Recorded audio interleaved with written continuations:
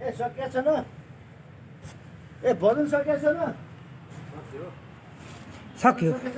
ल सक्यो आजको कार्य सक्यो ल भित्र चिया दिन बेला भएको छैन चिया चाहिँ लगि मात्र बेला भएको छैन गर्नलाई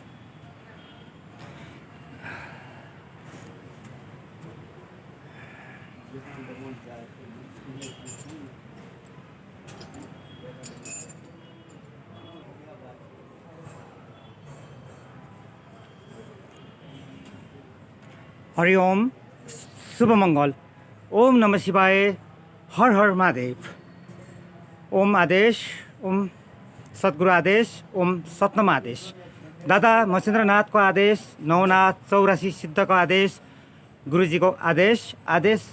सम्पूर्ण नाथजीहरूको आदेश भक्तहरूको आदेश आदेश आदेश आज मिति 2082 साल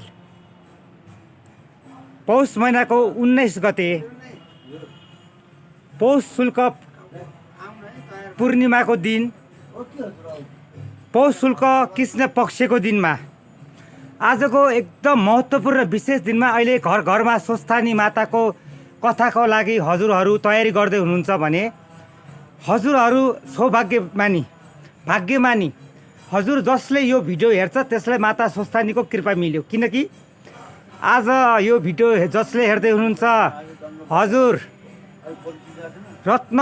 चुडेश्वर मन्दिर कुटीमा हुनुहुन्छ अहिलेको समयमा रत्न चुडेश्वर महादेव कुटी यसको छुट्टै विशेषता छ है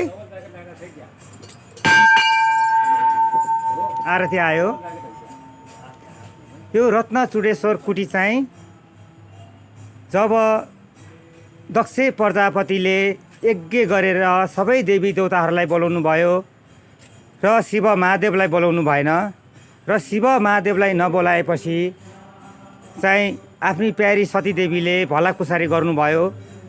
पीर व्यथा सबै कथा पनि सुन्न पाउनुहुन्छ सुनेकालाई थाहा छ नसुनेले र उहाँलाई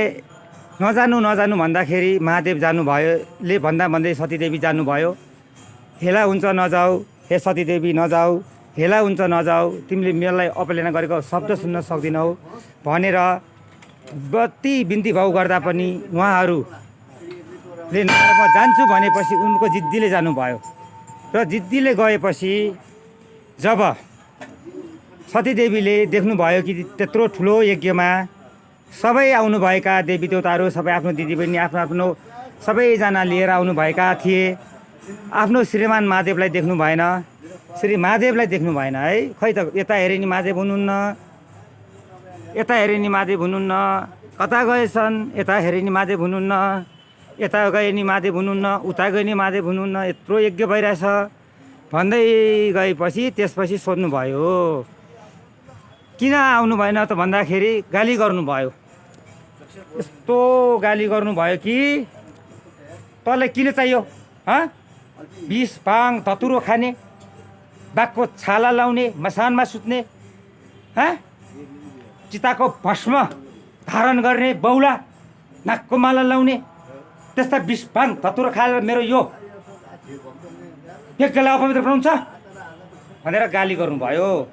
सो आफ्नो श्रीमान श्री महादेवको हेला अपरेना सुनेपछि श्री सतीदेवीलाई साह्रै मन विचलित भएर उहाँ यसरी गएर अघि कहाँ जाउँ के भन्दा यसरी अग्निमा यज्ञ गरेको देख्नुभयो र यज्ञमा गएर उहाँले चाहिँ अग्नि यज्ञमा गएर फाल हालेर उहाँ चाहिँ को मृत्यु भयो र सो पश्चात महादेव महादेवले रिसाएर आएर के भयो भन्दा थाहा पाउनु भयो र डराएर भद्रकालीलाई यसरी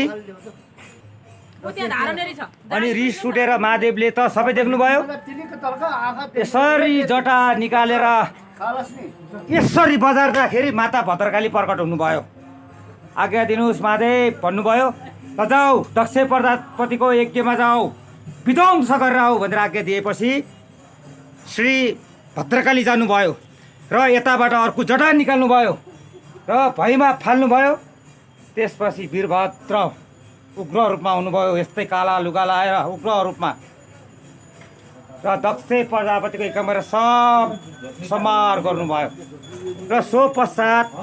महादेवले आफ्नै सतीदेवीलाई बोकेर जाँदा जाँदा जाँदा जाँदा घन्टी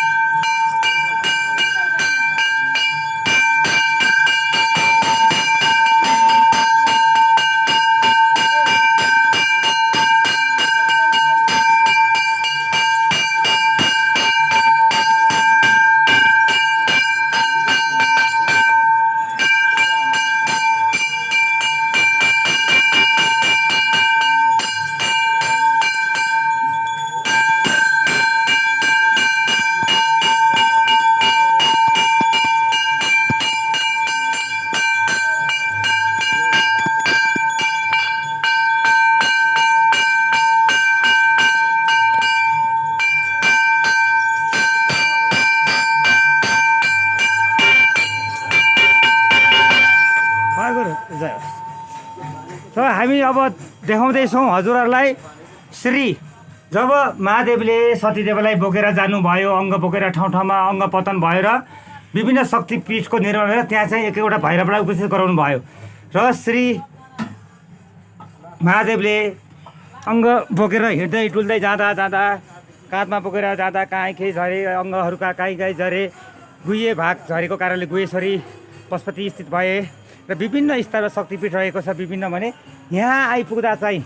यस स्थानमा आइपुग्दा चाहिँ श्री सतीदेवीको अङ्गपतन भएको होइन कि यहाँ चाहिँ रत्नपतन भएको स्थान। रत्नचूडेश्वर महादेवको जय होस्।